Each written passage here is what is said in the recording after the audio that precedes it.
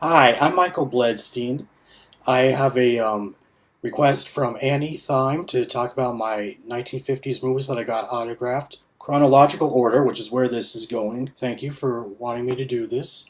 I think this is a great idea to talk about. It's the earliest decade. I don't have any from the 40s or 30s or other decades. From as early as 1952 to 1959. I don't have any from 51 or 50.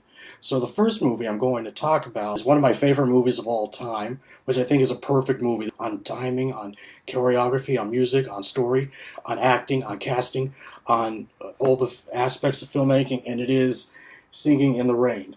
As you can see, I have met Stanley Donen, the director, and Debbie Reynolds, who, of course, is this girl right here in the middle. Now, I did not meet them together.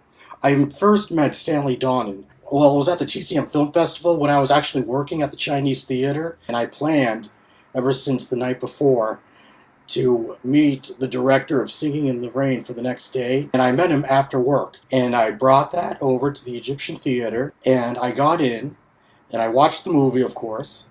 And before the movie, he was doing a Q&A with Robert Osborne. He was talking about all the memories he had making this movie and with working with the late Gene Kelly, both as co-director and as actor. And he says that he hasn't been in America in years and that he was in some other country. I don't remember where he lived.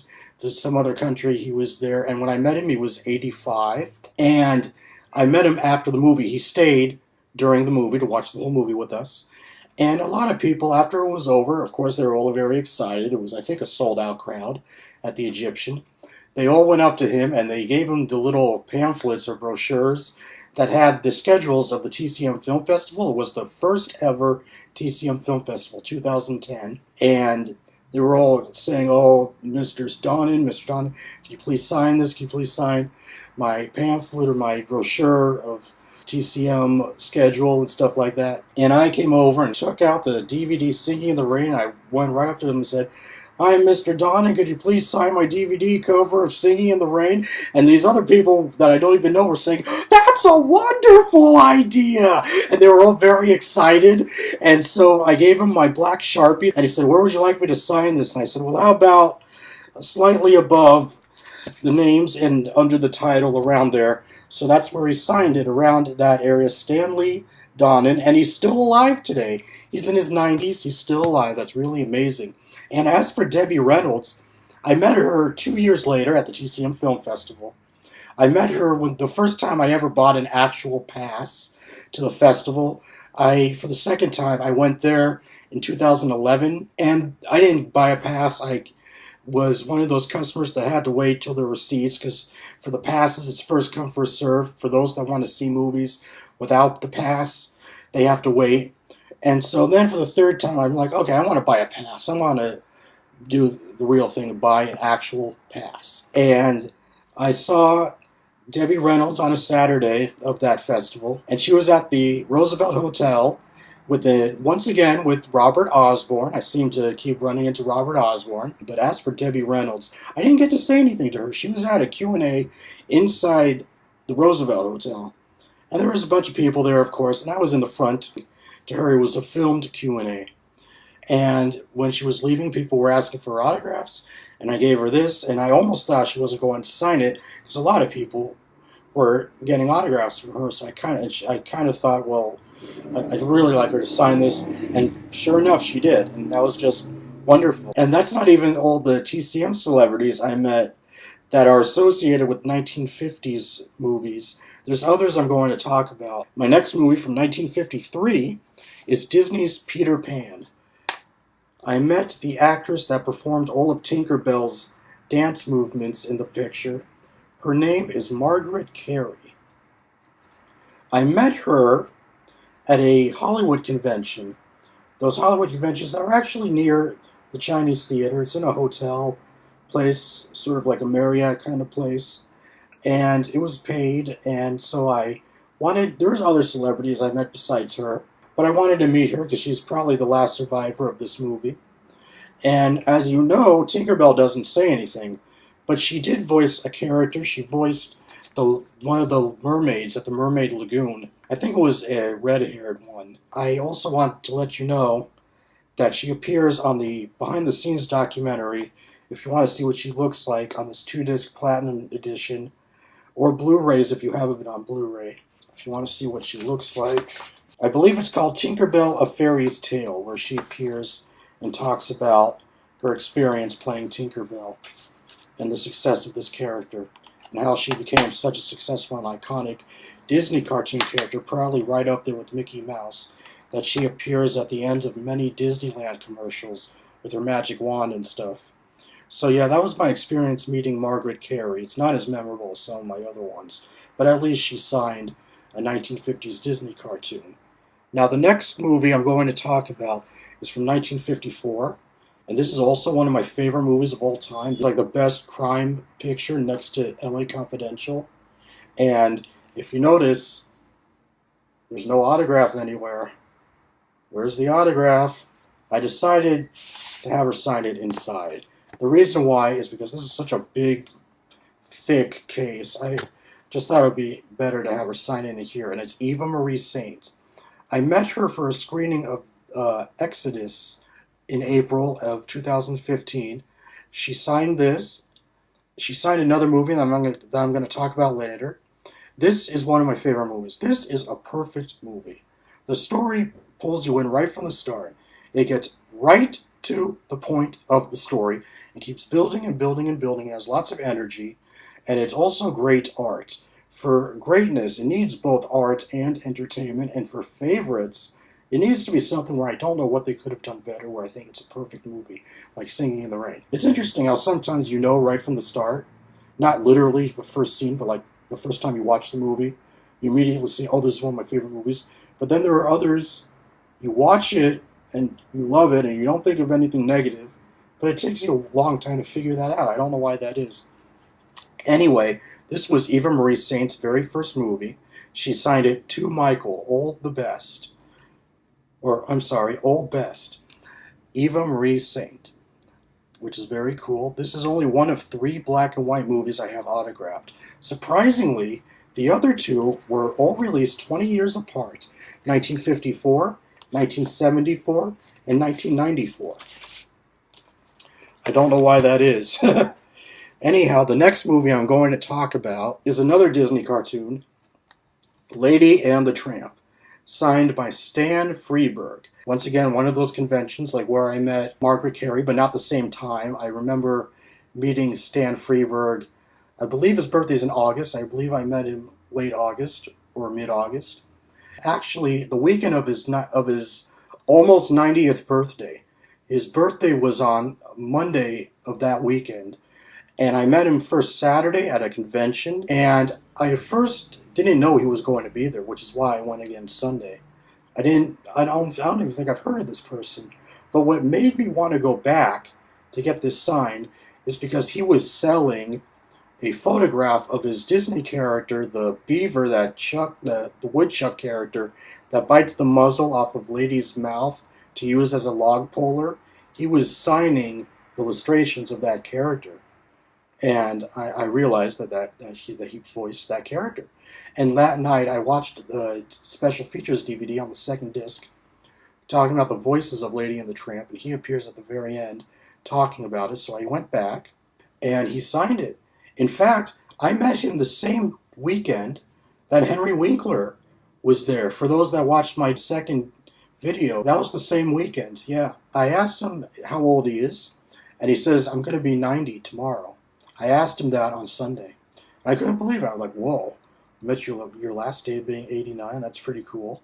And this is a terrific cartoon also. This and Peter Pan. I'm not saying they're my favorite Disney cartoons of all time, but they're certainly my favorite of the 1950s.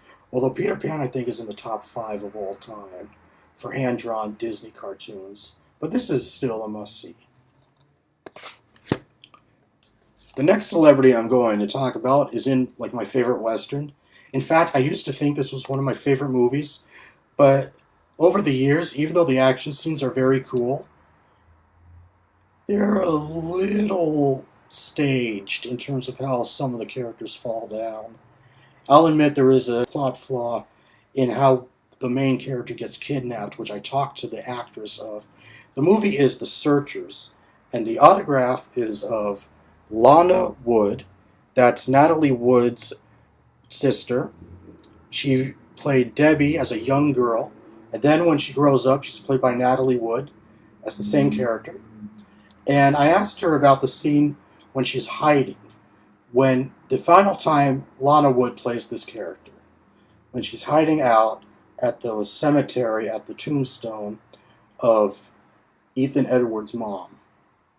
And I didn't understand the logic and why they would want her to hide there, which is obviously where she gets kidnapped. And she didn't understand that either. I think that was just a flaw because it's titled The Searchers. They had to find the girl, so she obviously had to be kidnapped. I think they just didn't know how to find a way to kidnap her in terms of story. And that was a little tough, but this is a classic movie. It's very colorful. It's still very exciting. It's still my favorite, not one of my favorite movies, but still my favorite Western. And it's a must-see picture. The next movie I'm going to talk about is at the very first convention I ever went to, and that is Old Yeller, where I met Beverly Washburn. I met her twice. I went to two conventions a few years apart. And Beverly Washburn, this was when I first met her, she signed it in purple. And she also signed a photo that she was selling of what she looked like as a little kid in the movie. And she signed that too. So I got that as well. And then I went back in July of 2011, where I met other celebrities there. And I knew Beverly Washburn was there again, because it said that online. But I also realized that Tommy Kirk was there. This is Tommy Kirk, this character here. And this is his signature in black ink, where it says, "Good luck, Tommy Kirk." Now, I also got a photograph with those two for the second, when I met Beverly Washburn the second time. Here's my photograph.